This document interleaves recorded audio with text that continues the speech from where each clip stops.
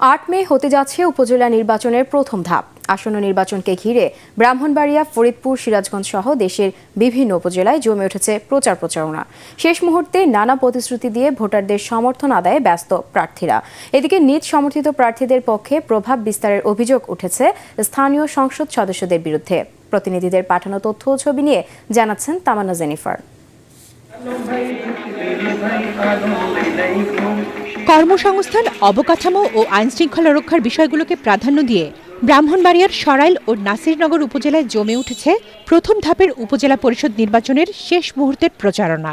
নির্বাচনে সরাইল উপজেলায় 16 জন প্রার্থী ও নাসিরনগর উপজেলার 14 জন প্রার্থী প্রতিদ্বন্দ্বিতা করছেন। আমি চাই এই সমাজকে দাঙ্গা মুক্ত একটা সরাইল গঠন, নিরাপদ সরাইল গঠন করার জন্য আমি চেষ্টা করব। সকলকে সমন্বয় করে এই সামাজিক শান্তি ফিরিয়ে আনা, এই হচ্ছে আমার লক্ষ্য। স্থানীয় বিভিন্ন গোষ্ঠীর সংঘাত বন্ধ ও উন্নয়নে ভূমিকা রাখতে পারবেন এমন প্রার্থীকেই ভোট দেওয়ার কথা জানিয়েছেন ভোটাররা।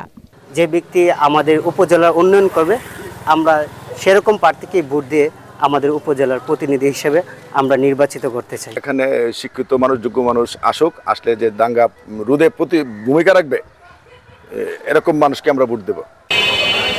ফরিদপুর সদর উপজেলা পরিষদের নির্বাচনে শেষ মুহূর্তে আওয়ামী লীগের সমর্থিত প্রার্থীদের পক্ষে প্রচারণায় নেমেছে ফরিদপুর জেলা আওয়ামী লীগের নেতারা। ফরিদপুরে এবার নির্বাচনে চেয়ারম্যান পদে 5 জন, ভাইস চেয়ারম্যান পদে 6 জন এবং মহিলা ভাইস চেয়ারম্যান পদে 2 জন প্রতিদ্বন্দ্বিতা করছেন। এদিকে সিরাজগঞ্জে নির্বাচনের দিন যতই ঘনিয়ে আসছে, ততই সহিংসতা, হামলা, মামলা ও প্রচারণায় বাধা সহ স্থানীয় সংসদ সদস্য সমর্থিত প্রার্থীদের বিরুদ্ধে প্রভাব বিস্তারের অভিযোগ জোরালো হয়ে উঠেছে।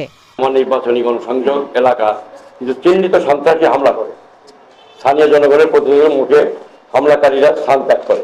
একজন প্রতিপক্ষ আছেন, তিনি বাইরে থেকে সন্ত্রাসীদের এনে মাইক্রোবাস ভাড়া করে তারা বিভিন্ন জায়গায় টহল দিচ্ছে, শুধু অভিযোগ করে বেড়াচ্ছে এই নির্বাচনটাকে বিতর্কিত করার জন্য। তবে ভোটের দিনের নিরাপত্তায় পর্যাপ্ত ব্যবস্থা নেওয়ার ব্যাপারে আশ্বস্ত করেছেন নির্বাচনী কর্মকর্তারা।